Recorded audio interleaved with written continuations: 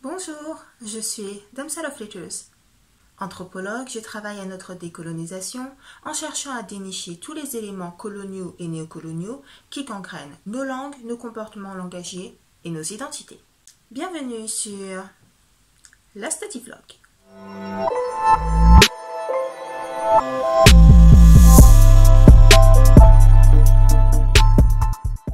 La recherche de l'authenticité, la recherche de la liberté ou encore la décolonisation concerne absolument toutes les sphères de notre vie, aussi bien au niveau de notre alimentation que de notre langage, aussi bien dans la sphère juridique que dans la sphère religieuse.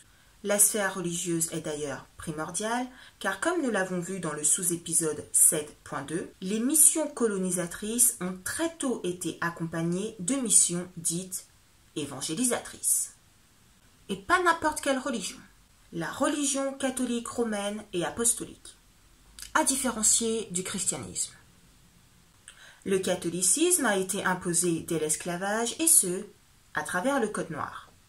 Et aujourd'hui, nos identités sont colonisées par ce même catholicisme. C'est pour cela que la décolonisation doit également s'opérer à travers une décatholisation. Je rappelle et souligne qu'en effet, même si on n'est pas catholique, on est bel et bien soumis au système catholique romain, à son langage et à son idéologie. Dès le sous-épisode 7.2, nous avons relevé l'incohérence suivante.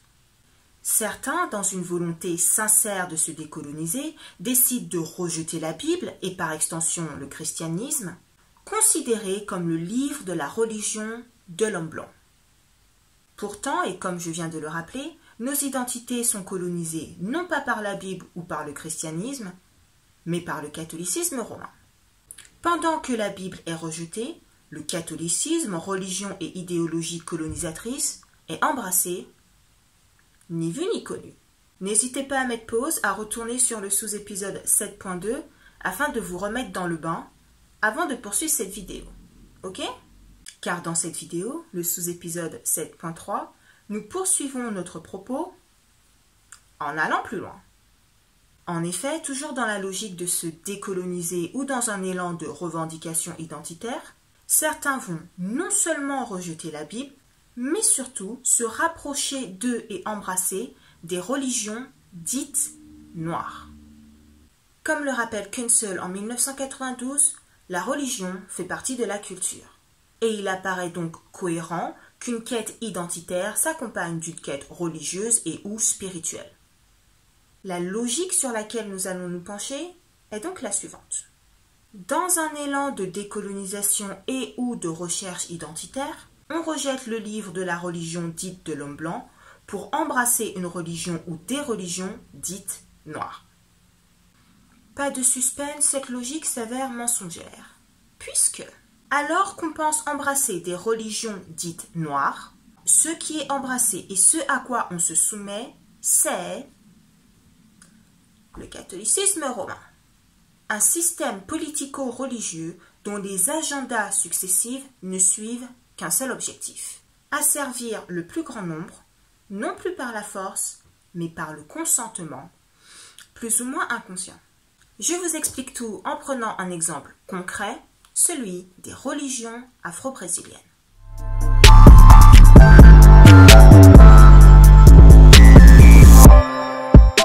Je prends l'exemple des religions afro-brésiliennes, mais je vous invite à faire le même travail d'analyse avec les religions afro-caribéennes, telles que la Santeria, car la logique est exactement la même. Mais pour l'heure, religion afro-brésilienne. Je vais vous présenter 3 points qui révèlent l'incohérence présentée dans l'introduction. Donc, les religions afro-brésiliennes font partie des religions dites noires. Comme leur nom l'indique, on les retrouve principalement au Brésil, mais de par la transnationalisation, également au Portugal, en France, en Europe en général, mais aussi dans la Caraïbe ou encore aux États-Unis. Ces religions sont embrassées un peu partout dans le monde par des communautés notamment noires pour ce qui nous intéresse. Et alors pourquoi ? Parce que dans une recherche de notre histoire, nos histoires, il y a eu un intérêt grandissant pour la culture Yoruba d'Afrique de l'Ouest. On retrouve justement cette culture yoruba dans les religions afro-brésiliennes. Alors, je parle de religions afro-brésiliennes dans leur ensemble, car ce qui nous intéresse n'est pas d'analyser chacune de ces religions dans leur spécificité, mais de comprendre dans quelle mesure embrasser des religions dites noires ne constitue en rien un acte de décolonisation, mais entre plutôt dans un asservissement volontaire mais inconscient à un système politico-religieux dominateur qui a mis en place sa stratégie bien avant la traite négrière. Ok ? Parler de religion afro-brésilienne dans leur ensemble n'est pas non plus dérangeant, dès lors qu'une religion afro-brésilienne ne peut pas se penser en totale autonomie, en totale indépendance d'une autre religion afro-brésilienne. Pourquoi ça ? Parce que ces religions évoluent sur un continuum. Cela signifie que nous n'avons pas de foyer religieux bien distinct, mais une ligne continue, d'où le terme continuum. C'est sur ce continuum que les religions afro-brésiliennes évoluent. Elles évoluent entre deux pôles, un pôle dit blanc et un pôle dit noir. Et je pense que vous commencez à comprendre où se situe notre problème ici. Un pôle dit blanc, un pôle dit noir, cela signifie que des religions afro-brésiliennes sont pensées plus blanches ou plus européennes que d'autres pensées plus noires ou plus africaines. Mais elles restent sur la même ligne continue, dans la même pensée, dans la même continuité, dans la même logique. Par exemple, au fil des années, on est passé de l'Oubanda dite blanche à l'Oubanda africaine, pour ensuite arriver à l'Omoloko, puis au candomblé. Et même au niveau du candomblé, on va distinguer des candomblés plus blancs que d'autres ou plus africains que d'autres. En fait, ce qui s'est passé, c'est que pendant l'esclavage, les esclaves, les personnes mises en esclavage par le Portugal, n'avaient pas le droit de pratiquer leur religion considérée païenne et démoniaque. Ils devaient se soumettre non pas au christianisme en général, je le rappelle, mais au catholicisme romain et apostolique précisément. Et dans la religion catholique, il y a ce qu'on appelle le culte des saints. Sainte Marie, Saint Paul, Saint Pierre, etc. Je souligne que le culte des saints est catholique et non chrétien. La Bible ne cautionne pas ce culte mis en place par le système catholique romain. D'accord ? Donc les esclaves ne devaient pas adorer les divinités du panthéon Yoruba, mais devaient se soumettre aux pratiques catholiques, dont le culte des saints. Eh bien, ils ont trouvé des similitudes entre le panthéon des orishas, qui sont les divinités Yoruba, et le panthéon des saints catholiques. Ils ont alors camouflé les orishas derrière les saints catholiques, afin de pouvoir continuer à adorer les orishas, tout en paraissant s'être complètement soumis à l'adoration des saints catholiques. C'était pour eux une stratégie de survie, mais cela a également marqué le début du syncrétisme. Petite parenthèse. Certains auteurs, comme Angler dans la suite de Peter Wade, vont préférer parler d'hybridité.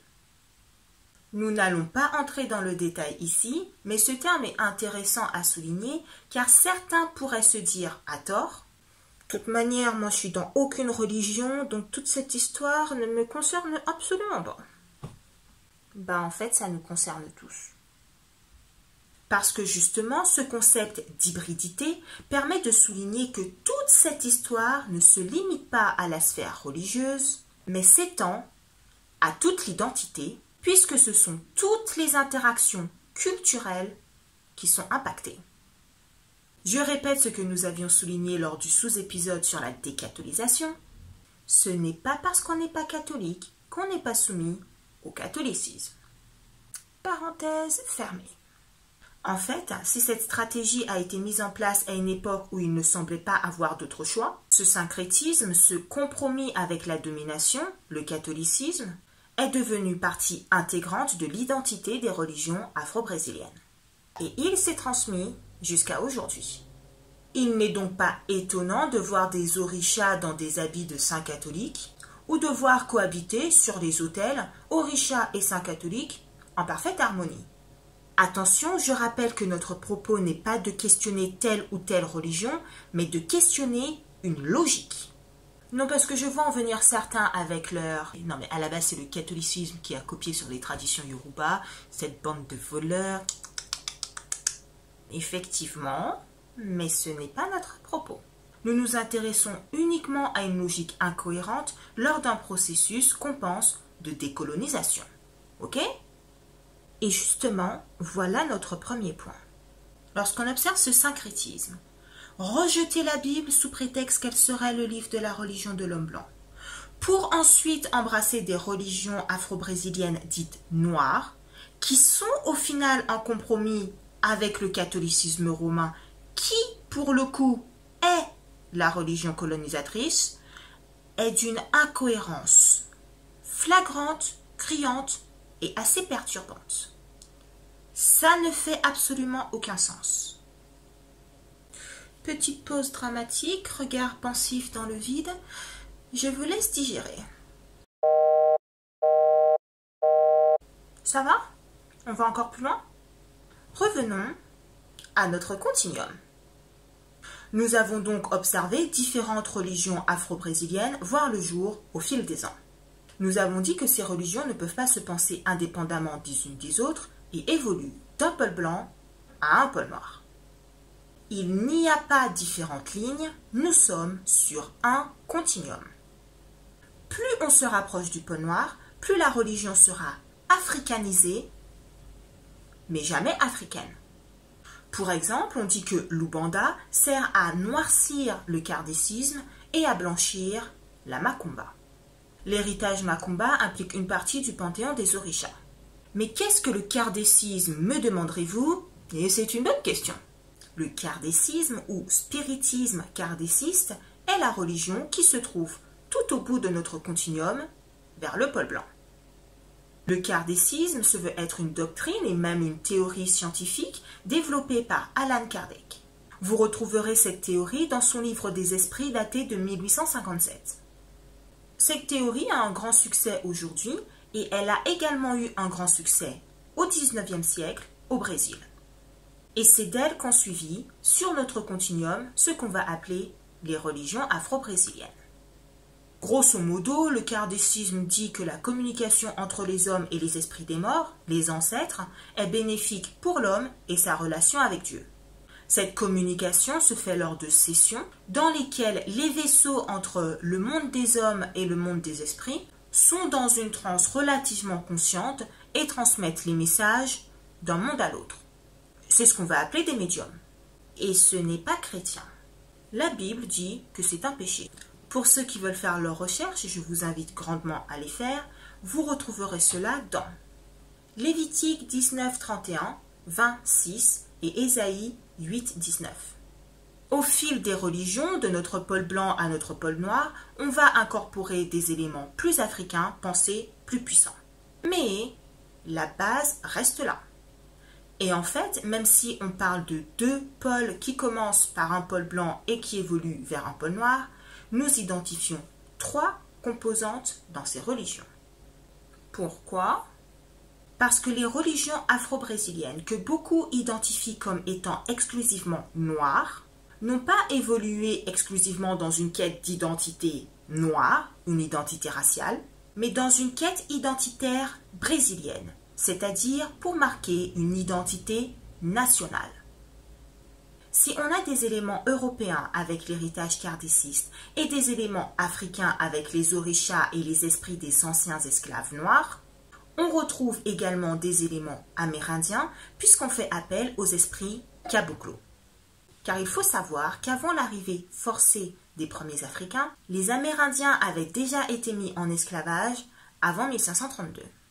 Bref, quête d'identité nationale et non raciale exclusivement. Tout a donc commencé avec le kardécisme. Et dans une volonté de communiquer avec les morts, de faire appel aux esprits des morts pour les aider, les Blancs ont petit à petit commencé à communiquer également avec les esprits africains et amérindiens. Car oui, même dans la religion, il y a du racisme et il était hors de question dans un premier temps de rentrer en contact avec les esprits de gens inférieurs. Mais petit à petit, ils ont pensé que les esprits africains et les esprits amérindiens étaient beaucoup plus puissants et donc beaucoup plus efficaces. Bref, tout ça pour souligner notre deuxième point.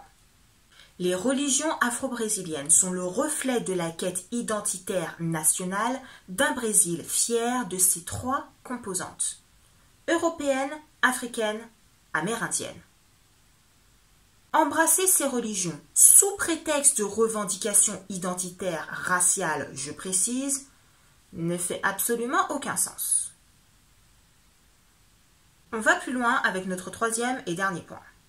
Quel est le lien avec mon affirmation de départ selon laquelle embrasser les religions afro-brésiliennes, c'est au final se soumettre au système politico-religieux catholique, c'est se soumettre au Vatican? Tout a donc commencé avec le kardécisme qui a en particulier séduit la bourgeoisie brésilienne blanche catholique. Même si la Bible condamne le recours aux médiums, le catholicisme est plutôt ok avec ça. Ou du moins, excusez mon abus de langage, le système catholique romain tolère cela.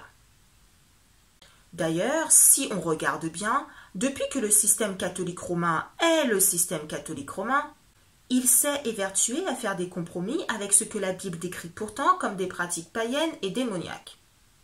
Il n'y a qu'à voir toutes les fêtes considérées chrétiennes mais qui sont en fait pagano-catholiques, à commencer par Noël. Je dis ça, je dis rien, mais je dis beaucoup, passons. Ce système politico-religieux a poursuivi cette phase de son agenda basé sur le compromis dès 1962 lors de son second concile, le second concile œcuménique du Vatican. Le terme œcuménique seul suffit à définir toute la logique. Mais explicitons. Ce concile a eu une importance majeure en Amérique latine et en Amérique du Sud, et on y a vu naître ce qu'on appelle la théologie de libération. À cette époque, l'Église catholique avec un grand E se donne pour mission de se réconcilier avec le monde moderne, avec les sociétés et populations dites autochtones. Nous sommes donc dans les années 1960, il y a beaucoup de bouleversements politiques et économiques, et beaucoup de mouvements appelant à une transformation structurelle de la société voient le jour. Parmi eux, il y a eu notamment la dénonciation de l'injustice sociale, du racisme structurel et de la pauvreté. Et dès cette époque, donc, on appelait à la justice sociale. Et oui, contrairement à ce que beaucoup semblent penser, la recherche de justice sociale n'est pas quelque chose de révolutionnaire amené par le mouvement des Black Lives Matter. Et d'ailleurs, si le mouvement des Black Lives Matter nous a appris quelque chose, c'est que la recherche de justice sociale est instrumentalisée par le système dominant pour faire avancer son agenda et asseoir sa domination. Ne me lancez pas sur le sujet, je suis restée polie jusqu'à présent. Continuons sur cette lancée. Donc, retour en 1962 et la naissance de la théologie de libération. La recherche de justice sociale a été un point central, si ce n'est le point central, de la théologie de libération. Et aussi simple que ça, c'est à travers cette théologie que l'Église catholique est passée d'oppresseur à héroïne, puisque dès lors, elle est devenue THE voix des opprimés, la voix de défense des droits de l'homme. Évidemment, c'est beaucoup plus riche que ce que je vous présente là, puisqu'il n'y avait pas de consensus au sein même de l'Église, et tout comme aujourd'hui, il y avait des opposants clairement conservateurs. Mais c'est juste pour vous montrer comment les méchants de l'histoire sont devenus les gentils, et même les héros. Les mots d'ordre ont été, sont, inclusion et tolérance. Et on en arrive à élaborer un discours beaucoup plus respectueux des différentes confessions, pour reprendre la formule de Giraldo de Moret. Ce sont des termes qui nous sont familiers, puisque à l'heure actuelle, dans une recherche de justice sociale, ce sont des termes que l'on mobilise encore. Et cela pose problème. Pourquoi, me demanderez-vous, puisque ce sont des termes clairement positifs? Comment peuvent-ils poser problème? Et c'est là qu'on en revient à notre fameuse mystification présentée dans quasi tous les épisodes et sous-épisodes de le Study Vlog. Le système politico-religieux qu'est le Vatican est un champion de la mystification. Pour rappel, la mystification est le fait d'embellir la réalité en utilisant notamment des termes positifs pour masquer une réalité qui n'a rien de joli. Pour exemple que vous connaissez déjà, mais ça ne fait pas de mal de le rappeler, c'est parce que la colonisation est devenue effort de civilisation que beaucoup trop de personnes issues de sociétés colonisées disent aujourd'hui que finalement, la colonisation, c'était pas si mal parce que sans ça, on n'aurait pas eu accès à la civilisation.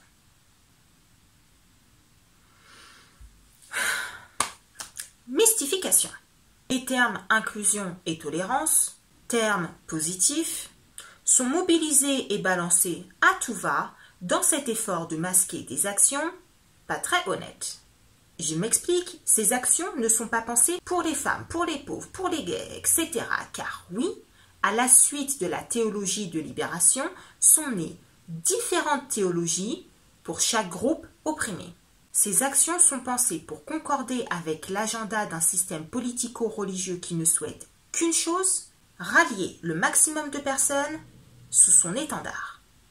Et certains pensent qu'au final, tout le monde y gagne, donc pas de problème. Énorme problème. Nous avons l'air d'y gagner dans un premier temps, mais voilà pourquoi on parle d'écran de fumée. Plus on a l'impression de gagner en liberté, plus ce système nous enchaîne. Nous ne sommes pas seulement les dindons de la farce, nous sommes de la chair à canon. C'est comme cela que ce système politico-religieux continue d'asservir les gens, non plus par la force, mais par le consentement. En faisant des compromis, en ouvrant le dialogue, en appelant à l'inclusion et à la tolérance. Car au final, ça l'arrange bien ce système, puisque si on parle communément de catholicisme, il faudrait plutôt parler de pagano-christianisme, gros sujet. Mais en tout cas, voilà notre troisième point. Les religions afro-brésiliennes gagnent auprès des communautés noires en popularité en bénéficiant de ce compromis. Parce que le système dominant, œuvrant dans la sphère religieuse et spirituelle, l'a validé, l'a autorisé. En s'adonnant aux religions afro-brésiliennes, il n'est pas question de chercher l'authenticité et encore moins la liberté, mais de suivre une des nombreuses tendances pensées, si ce n'est libératrice, au moins révolutionnaire. Une des nombreuses tendances qu'on pense minoritaires, mais qui se constituent en fait des foyers majoritaires. Et suivre cette tendance, c'est suivre une logique que le système dominant valide et encourage depuis, on va dire grossièrement, le IVe siècle. Il y a ainsi soumission à ce système politico-religieux, tout en pensant faire quelque chose de révolutionnaire. Parce que notre problème est qu'on reste sur des éléments de surface qu'on recherche noirs, au lieu de faire le travail en profondeur. Fanon dénonçait dès 1952 des masques blancs posés sur des peaux noires. Il faut désormais faire attention à ne pas se laisser séduire par des idéologies destructrices du système dominant cachées derrière des masques noirs. Et à l'heure actuelle, ce système est plus que satisfait. Parce que non seulement il y a soumission volontaire de notre part, mais en même temps, la Bible est ouvertement rejetée car, comble de l'ironie, c'est elle qui est considérée comme le livre de la religion de l'homme blanc. Ce qu'il est important également de noter avant de terminer, c'est qu'en général, ceux qui embrassent les religions afro-brésiliennes dans un élan identitaire rejettent en même temps et ouvertement l'autorité du pape. On se veut anticlérical, c'est-à-dire qu'on est contre le clergé et l'autorité du pape. Mais attention, anticléricalisme n'est pas synonyme d'anticatholicisme. Ce n'est pas parce que nous nous disons contre l'autorité du pape que ça signifie que nous ne sommes pas asservis par et soumis à ce système politico-religieux. On l'a vu dans le sous-épisode 7.2 avec la décatholisation. Ce n'est pas parce qu'on n'est pas catholique que ça veut dire que nos quotidiens ne sont pas soumis au catholicisme. Ce n'est pas parce qu'on n'est pas catholique qu'on n'est pas colonisé par le catholicisme. Ce n'est pas parce que vous avez une religion dite noire et ou que vous vous gargarisez d'être dans la spiritualité noire que ça veut dire que vous êtes libéré de l'Église catholique, romaine et apostolique. Bien au contraire, tout son plan réside là. Tout le principe est là. Une colonisation réussie est une colonisation des esprits. Cela veut dire que pendant que certains sont fiers de courir derrière des éléments noirs, ils refusent de faire le travail de base, le travail fondamental, le travail en profondeur, qui consiste à se libérer des chaînes posées par un système beaucoup plus vaste et beaucoup plus puissant que vous ne le pensez, et dont les préoccupations dépassent l'aspect racial, qui n'est qu'une porte d'accès parmi d'autres pour lui. Bref, grosse incohérence. Et à la fin de la journée, pendant que nous pensons faire un pied de nez à Babylone en embrassant des religions dites noires, Babylone rigole bien de nous voir jouer son jeu. Elle rit bien de vous voir religieusement soumis à elle, et ce, de votre plein gré. Il est important de prendre conscience de tout cela, et surtout, d'agir en conséquence. Car nous sommes tous plus ou moins conscients de ce qui se passe et des écrans de fumée mis en place pour camoufler nos chaînes. Comprenez-moi bien, ne pas savoir n'est pas grave. Nous apprenons, nous déconstruisons, nous reconstruisons, nous nous plantons, nous grandissons. Mais nous devons choisir cette voie et non embrasser celle de l'ignorance qui nous fait stagner dans notre petit confort.